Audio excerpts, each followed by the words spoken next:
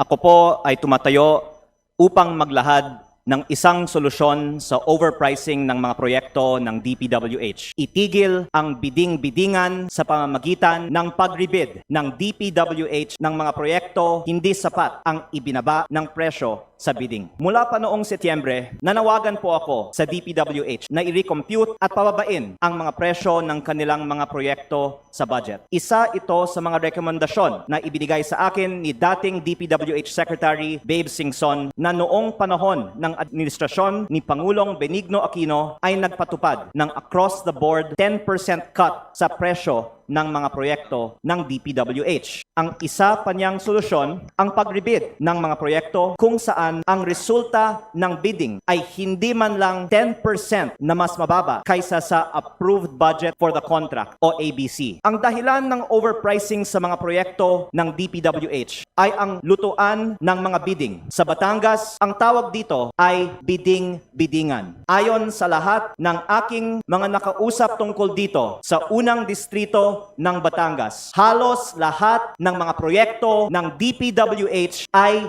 bidding-biddingan. Hindi tunay ang mga bidding ng mga proyekto ng DPWH. Naranasan ko ito mismo dahil nung ako po ay bagong halal, kinausap ako ng aking district engineer at ipinakita niya sa akin ang listahan ng mga proyektong for bidding sa aking distrito na may nakasulat na mga pangalan ng mga politikong nagpapondo ng mga proyektong ito at mga kontraktor na kanilang pinili. Ang dokumentong ito ay maaari kong isumite sa Kongreso at maaaring maging bahagi ng isang inquiry ng Committee of Public Works and Highways. Ito ay tugma sa naging testimonya naman ni dating Undersecretary Roberto Bernardo na nagsabing halos 100% ng bidding sa DPWH ay luto at mga nananalong kontraktor ay pinipili kasama ng mga natatalong mga bidder. Maging ang ombudsman ay nagpahayag na sila ay nag-iimbestiga sa practice kung saan ang mga losing bidders ay umano'y binabayaran ng umugit kumulang 3% na bahagi ng DPWH contractors sa mga kontrata na tawag sa Batangas ay mananahod.